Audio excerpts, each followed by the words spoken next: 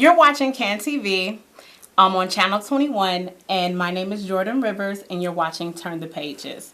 I am so excited to be here tonight, just to have this opportunity to be able to speak about what I'm passionate about, which is literacy. But first, I want to give a huge thank you to Can TV, because without Can TV allowing nonprofits to have a voice, I would not have this opportunity. So thank you. I just want to kind of go over what Turn the Pages is all about. This season we'll be covering literacy, because Turn the Pages is a nonprofit that encourages literacy in ages, infant from all the way to 10 years old. And what we do is go out to schools, libraries, and bookstores, and we do book signings, red carpet events, scavenger hunts for the kids, just to encourage them to read and to pay attention to detail. And it's very near and dear to my heart. So just being here tonight is really a great opportunity. So I want to go ahead and just kind of break down the organization and show you our wonderful website, which is www.turn-the-pages.org. So we're going to take a look at the website right now. So as you can see, this, let me make sure you all can see this.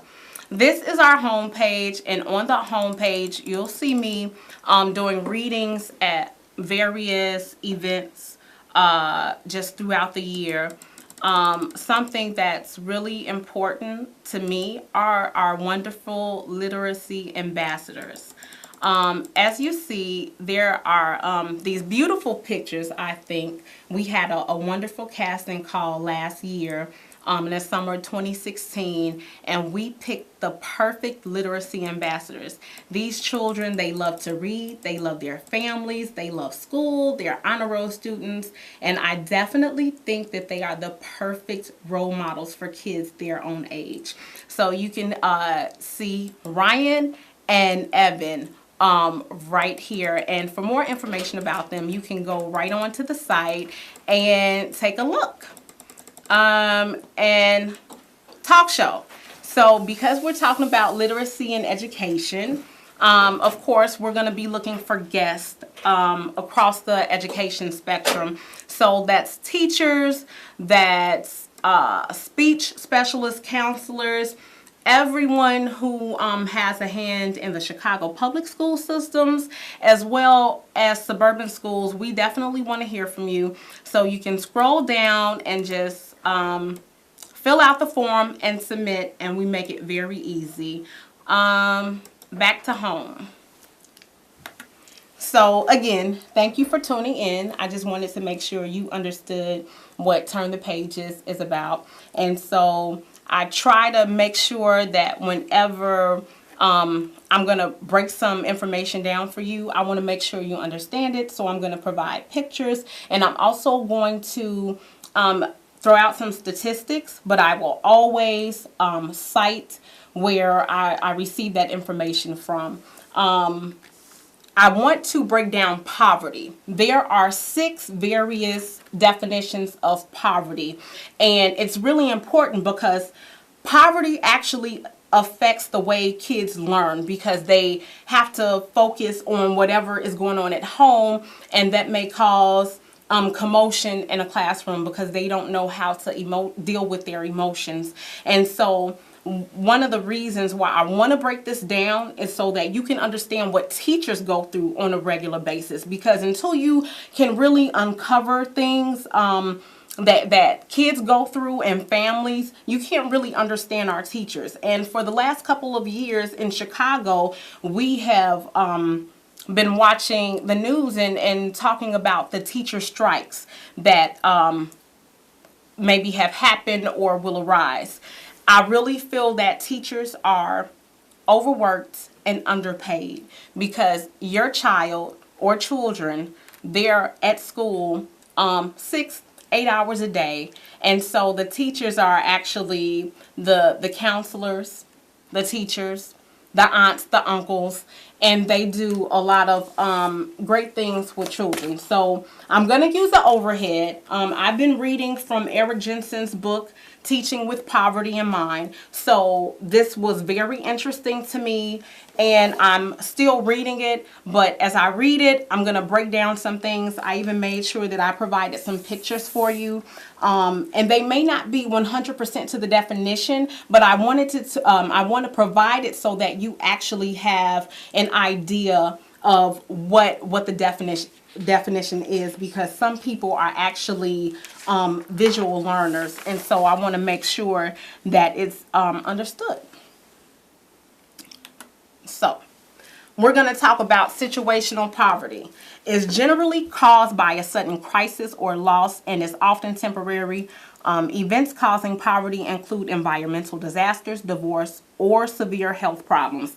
And for all you social science majors out there, another definition of situational poverty is also environment, man-made environment. And man-made environment is basically your buildings, your towns, everything that we make. So if you live in an apartment building, which we see often, especially around Christmas time, we're talking about fires and anything that seems disastrous in one building that may cause homelessness in a family or families. Let's go to generational poverty. It occurs in families where at least 2 generations have been born into poverty. Families living where at least 2 generations have been born into poverty are not equipped with the tools to move out of their situations. So if you've ever seen a family that can actually live with another family, which people may be more familiar with, then it doesn't mean that sometimes they want to live there. Sometimes it's because they have to, because if they have no other options. So I just wanted to throw that out there. Absolute poverty, which is rare in the United States. You'll probably see a lot of different kind of videos on TV about just kids in other countries, India, Africa, that just have nothing, seems like. So absolute poverty, which is rare in the United States, involves a scarcity of such necessities as shelter, running water, and food. Families who live in absolute poverty tend to focus on a day-to-day struggle. So imagine kids who actually want to go to school and they have to deal with absolute poverty. And relative poverty. So it refers to more the economic status of a family whose income is insufficient to meet its society's average standard of living. So as you can see, this picture is pretty bare. So imagine a child going to school and they may not have rested well because they don't even have a bed. So most people have beds, and we're thankful for that, but we fail to realize what some families go through. And sometimes you'll never know because of pride, shame, or just a family who doesn't want to tell their business, afraid of being just kind of outed or being an outcast in some way. Urban poverty. So urban poverty occurs in metropolitan areas with populations of at least 50,000 people. The urban poor deal with the complex aggregate of chronic and acute stressors, including crowding, violence, and noise, and are dependent on often inadequate large city services. So as you look at this picture, you know what we're looking at. We're looking at Chicago. And some of you who are watching may not know that Chicago has a lot of urban areas that are poverty stricken, in my opinion. So when you look at places like Roseland, Inglewood is actually moving up the ladder. And that's one thing I'm really feeling happy about, is that, you know, communities are starting to come together to change this. But in urban poverty, we deal with a lot of crowding, violence, and noise. So it's safe to say that Chicago definitely has some areas that will be considered urban and poverty. Now, rural poverty, I'm not going to read all of this. I just want you to, first, I want you to look at the picture because this says Nutbush. And we all know who's from Nutbush. And if you don't, then that means you're too young to watch this show and know what I'm talking about. But rural poverty occurs in non-metropolitan areas. So with populations below 50,000 people, it's mostly like that small town feel. So take one last look, and I'm going to wrap that up and bring you right back to me. So I wanted to break down poverty, and I know some people are wondering, why are you breaking down poverty? Well, statistics say that if you're not reading at a certain grade level by the fourth grade, then jails will be built based on the number of fourth graders who cannot read.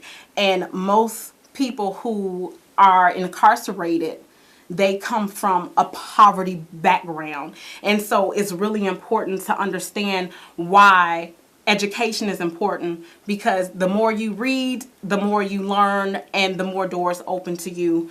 Sometimes I tell people, especially kids, go to college, do this, do that, follow your dreams, but you can't tell someone to go to college and not give them the tools that they need to survive.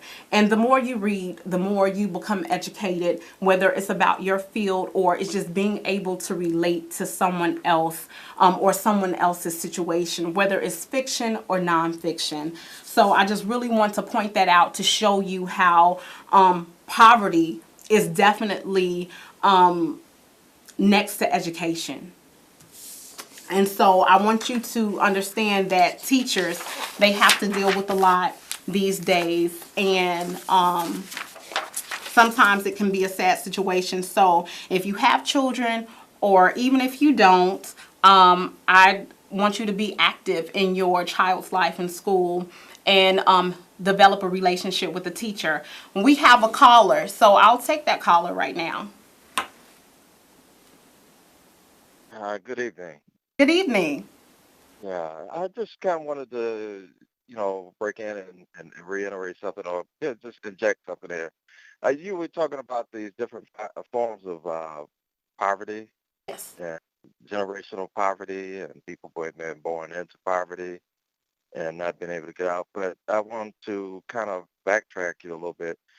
Back during the Industrial Revolution when, people were leaving the South and coming to the North for jobs and so forth, opportunities.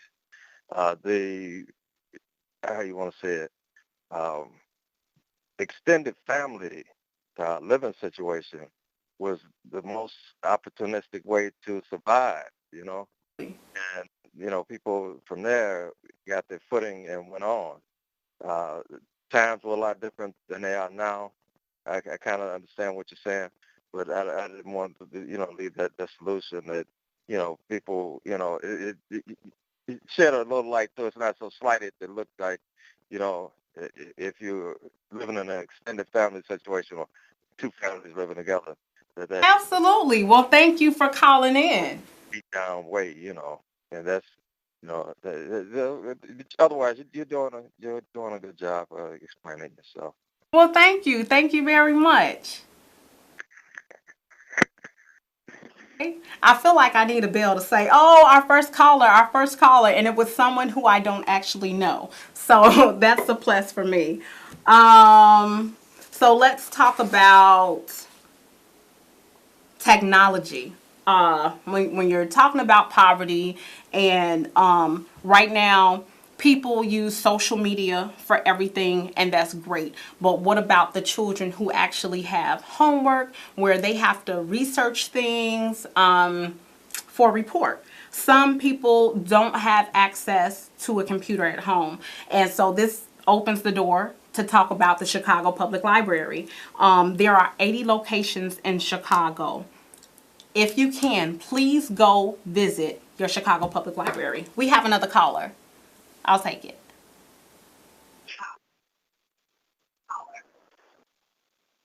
All right, good evening. Good evening. Good evening. Hi, what's your name? Hi, I'm Mario. Hi, Mario. How can what questions do you have for me today? Well, I pretty much want to know how can we help the literacy with the homelessness that we have here in Chicago? Can you repeat that question? Yes. How can we help the homelessness with literacy here in Chicago?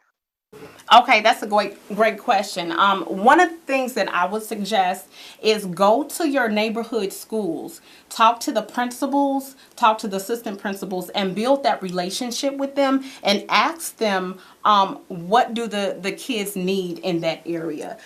Sometimes just having that relationship, the teachers and the principals, they know what some children in their school go through. So I would definitely say create that relationship first, and then maybe see if you can donate books to the schools.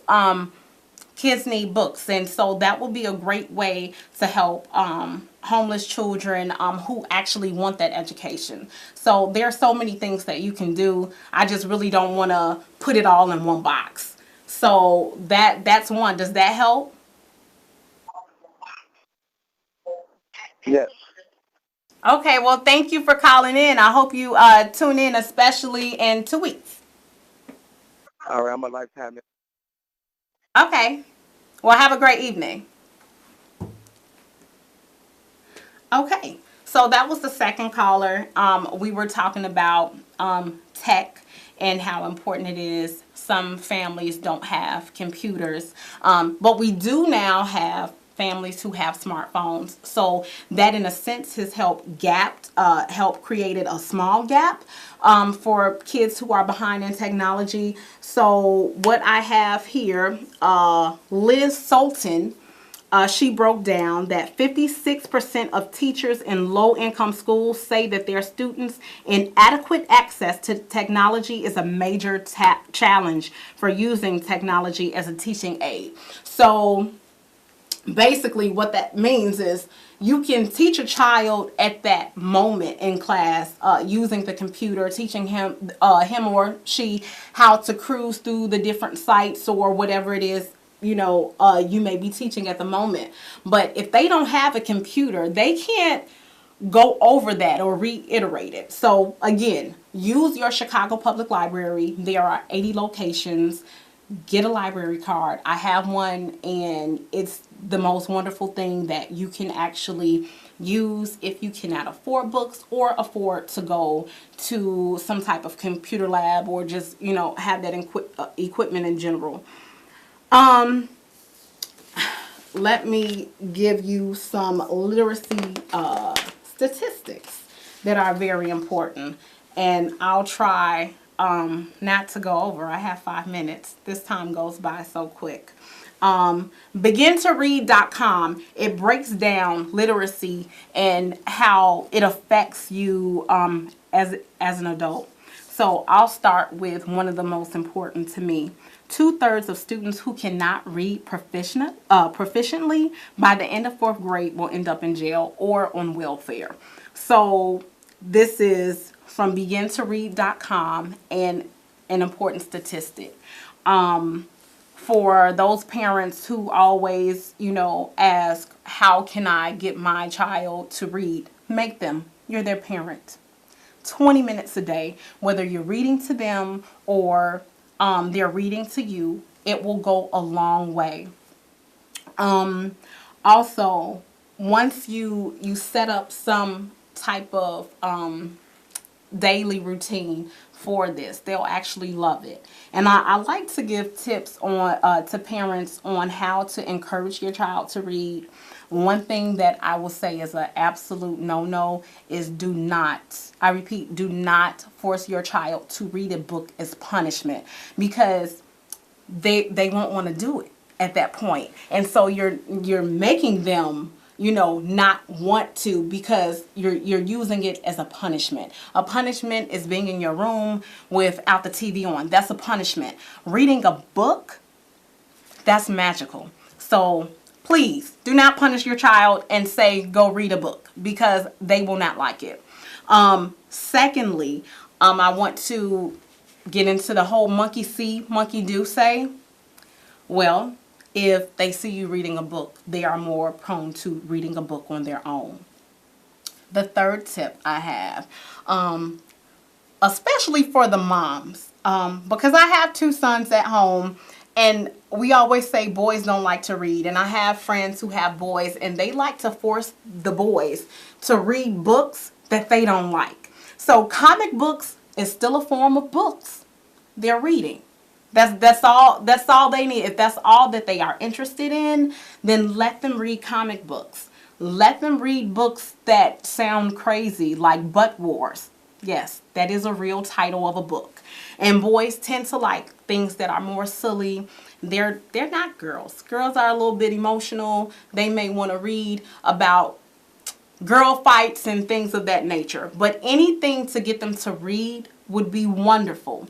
So last but not least, make sure that you celebrate reading. So around birthdays and Christmas, any holiday where it's festive and you're giving gift, give them the gift of reading. Give them a book that you think that they would want to read. Set time to make sure that you're both reading it. And also, library cards are free unless you lose them. Then I think they charge you like $1 with Chicago Public Library. One thing that I did when my son turned 5, because he was writing his name and you can actually tell that it was his name at that point, we purchased a wallet and we took him to the library, and he filled out he signed his name on his application, and he was so happy because he felt like an adult. And after he received his library card, he put it in his own wallet. And so at that moment, he began to go pick up books, and it made him feel like an adult. So he felt like he had an ATM card. So they are telling me to wrap up. So I just first want to thank you all for tuning in to CAN TV, Channel 21. To watch Turn the Pages. I hope that I see you next Monday. Actually, next Monday is Martin Luther King Day, so I won't be here. But the Monday after, I'll be back on air. So I hope you all have learned a little something, and that you call in. So you're watching Turn the Pages on CAN TV, Channel 21. I'm Jordan Rivers, and I hope to hear from you soon.